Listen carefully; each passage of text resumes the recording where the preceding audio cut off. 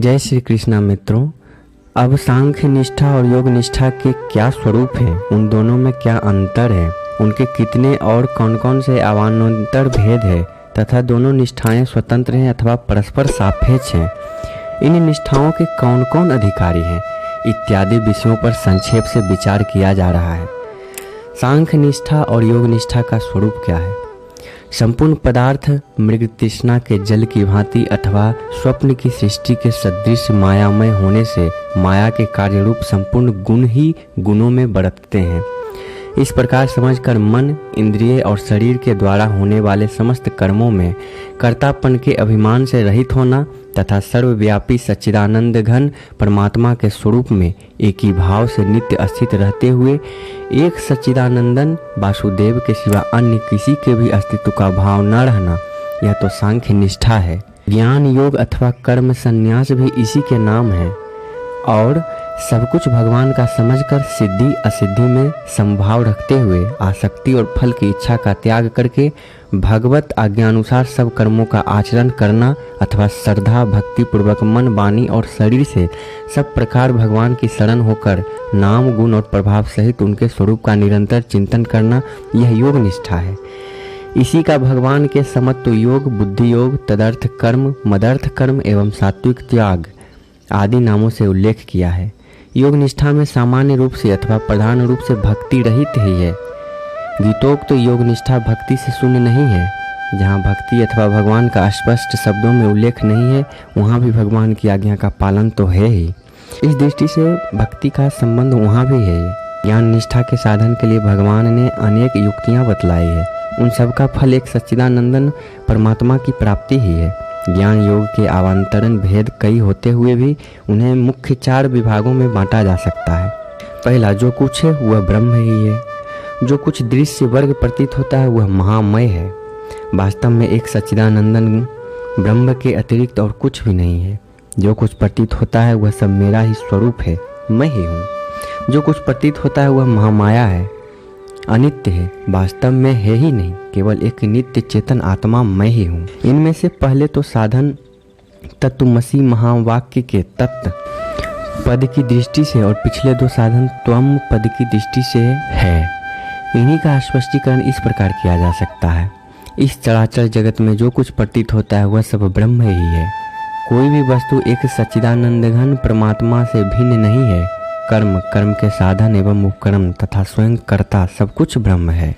जिस प्रकार समुद्र में पड़े हुए बर्फ के ढेलों के बाहर और भीतर सब जगह जल ही जल व्याप्त है तथा वे ढेले स्वयं भी जल रूप ही है, उसी प्रकार समस्त चराचर भूतों के बाहर भीतर एकमात्र परमात्मा ही परिपूर्ण है तथा उन समस्त भूतों के रूप में भी वे ही है।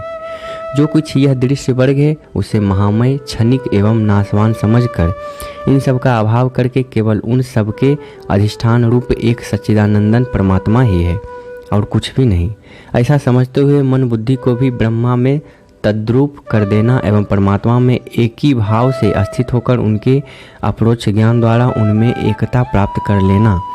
चर अचर सब ब्रह्म है और वह ब्रह्म मैं हूँ, इसलिए सब मेरा ही स्वरूप है। इस प्रकार विचार कर समरूप चराचर प्राणियों को अपना आत्मा ही समझना।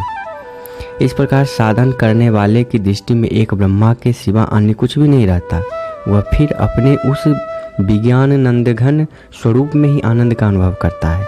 जो कुछ भी यह महामय तीनों गुणों का कार्य रूप दृश्य वर्ग है, इसको और इसके द्वारा होने वाली सारी क्रियाओं को अपने से पृथक, नाशवान एवं अनित्य समझना तथा इन सब का अत्यंत अभाव करके केवल भाव रूप आत्मा का ही अनुभव करना।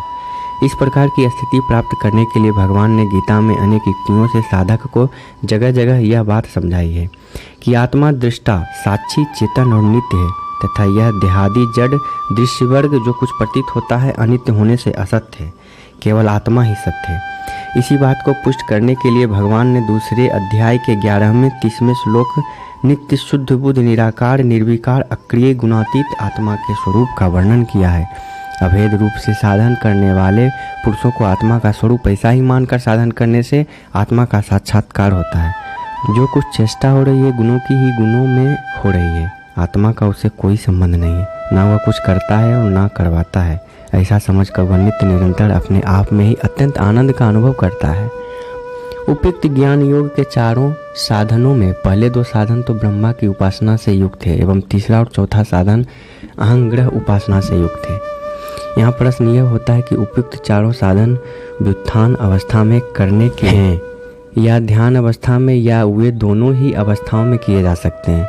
इसका उत्तर यह है कि चौथे साधन के अंत में जो क्रिया 5वें अध्याय के 9वें श्लोक के अनुसार बतलाई गई है, यह तो केवल व्यवहार काल में करने की है, और दूसरे साधन के आरंभ में 5वें अध्याय के 17वें श्लोक के अनुसार जो साधन बताया गया है वह केवल ध्यान काल में ही किया जा सकता है। शेष सब प्रायः दोनों ही अवस्थाओं में किए जा सकते हैं। यहाँ कोई यह पूछ सकता है कि पहले साधन में वासुदेव सर्वमिति, जो कुछ दिखता है सब वासुदेव का ही स्वरूप है, तथा सर्वभूति स्थितम यो माम भजते कत्वमास्थितः, जो पुरुष एक ही भाव में स्थित हुआ, संपूर्ण भूतों में आत्मा रूप से स्थित हुआ, मुझे सच्चिदानंद घन वासुदेव को ही भजता है। इनका उल्लेख क्यों नहीं किया गया? इसका उत्तर यह है कि ये दोनों श्लोक भक्ति के प्रसंग के हैं और दोनों में ही परमात्मा को प्राप्त हुए पुरुष का वर्णन है, अतः इनका उल्लेख इस प्रसंग में नहीं किया गया। परंतु यदि कोई इनको ज्ञान के प्रसंग में लेकर इनके अनुसार साधन करना चाहे तो कर सकता है, ऐसा करने में कोई आपत्ति नहीं है। जिस प्रकार ऊपर सांख्या निष्ठा के 4 विभाग किए गए हैं, उसी प्रकार योग निष्ठा के भी 3 मुख्य भेद हैं, जिसकी चर्चा अगले वीडियो के माध्यम से करेंगे। आप हमारे साथ बने रहें। नए हैं तो हमारे चैनल को सब्सक्राइब करके बेल आइकन जरूर क्लिक करें। धन्यवाद।